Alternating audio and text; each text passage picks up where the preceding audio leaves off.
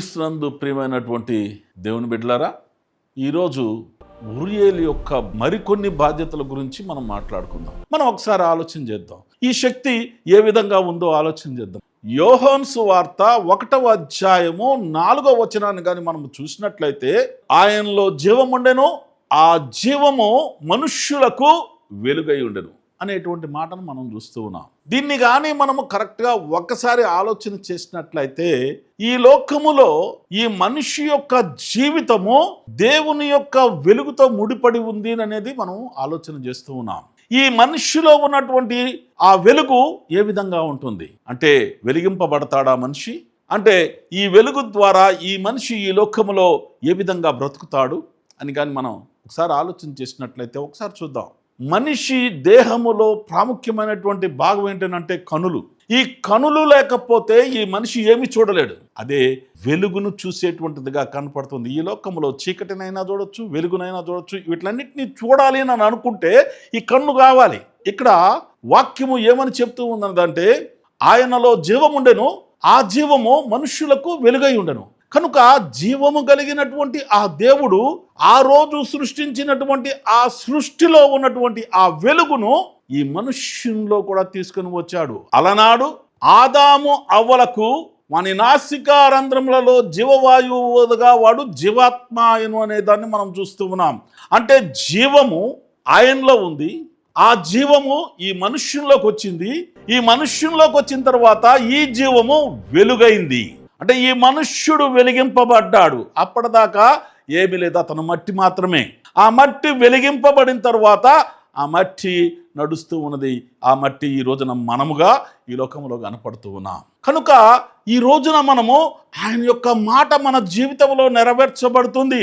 మనం ఏ విధంగా నడుస్తూ ఉన్నాం? మనము పగలు చూస్తూ ఉన్నాము, రాత్రి చూస్తూ ఉన్నాము.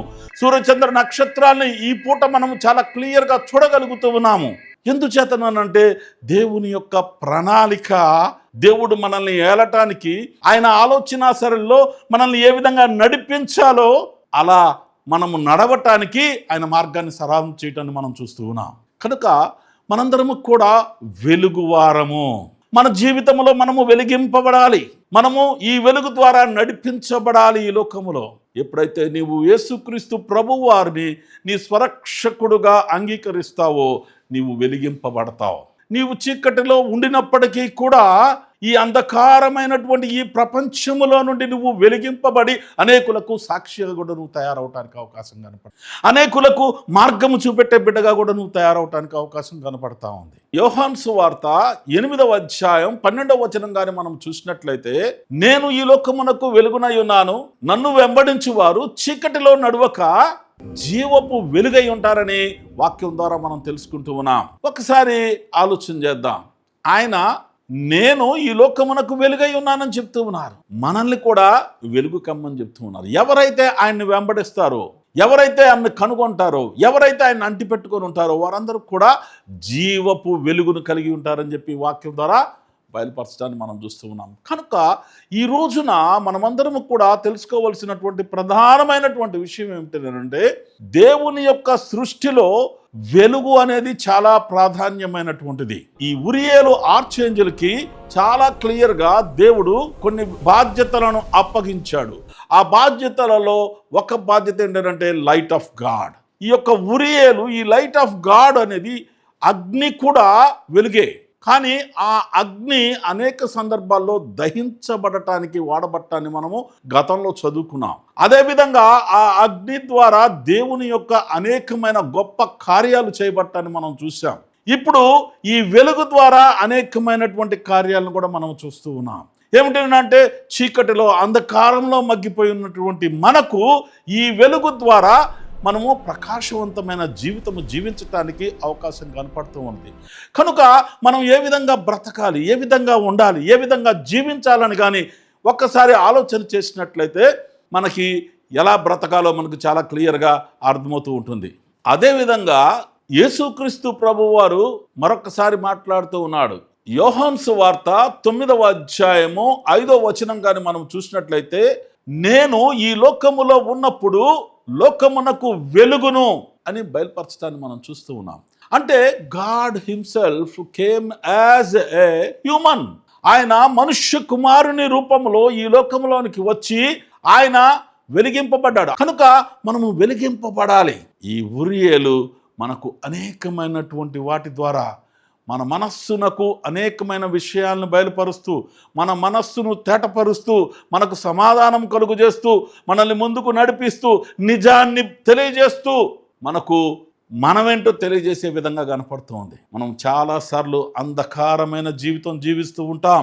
ఇటువంటి అంధకారమైన జీవితంలో నుండి బయటకు వచ్చి ఆ వెలుగును కనుగొని, ఆ వెలుగు మనలో ఉందని మనం తెలుసుకొని, ఆ వెలుగు క్రీస్తు ఉన్నాడని, ఆ వెలుగులో మనం నడవాలని బయలుపరిచేటువంటి ఆ బాధ్యతను కూడా ఈ ఉరియేలు తీసుకుందని చెప్పి వాక్యం ద్వారా మిమ్మల్ని అందరినీ కూడా హెచ్చరిస్తూ ఉన్నాను. అదేవిధంగా దేవుని యొక్క సైన్యమైనటువంటి, దేవునికి ఉన్నటువంటి ప్రధానమైన దేవదత్తులు, అదేవిధంగా ఆయన చుట్టూ తిరుగుతున్నటువంటి 200 మంది దేవదత్తులు, వీరందరూ కూడా ఏం చేస్తున్నారు అంటే ఆయన యొక్క ప్రణాళికను ఈ యొక్క భూమి మీద నెరవేర్చడానికి సిస్టమేటిక్గా చేసేవారుగా మనం చూస్తూ ఉన్నాం. కనుక దేవుని బిడ్డలారా, ఒక్కసారి ఆలోచన చేయండి, మిమ్మల్ని మీరు తెలుసుకోనండి. Jacob ladders international faith mission ద్వారా బైబిల్ గ్రంథంలో నుండి అనేకమైనటువంటి సత్యాలను మేము ముందుకు తీసుకొని వస్తూ ఉన్నాం. ఏనోకు ద్వారా వ్రాయబడినటువంటి గ్రంథాలు కూడా ఆయన చేసిన పనులను గురించి, అక్కడ ఆత్మాహుడై ఆయన రాసినటువంటి అనేకమైనటువంటి ఆ ప్రతులను మీ ముందు తీసుకొని రావడానికి ప్రయత్నం చేస్తూ ఉన్నాం. కనుక మీరు జేకబ్ లేడర్స్ ఇంటర్నేషనల్ ఫెయిత్ మిషన్ని చూడండి, అందుట్లో పాలిభాగస్తులు అవ్వండి. మీరు కూడా సువార్తను ప్రకటించండి, సబ్స్క్రైబ్ చేయండి, ఇతరులకు పంచండి, ఇతరులకు షేర్ చేయండి. God bless you everybody.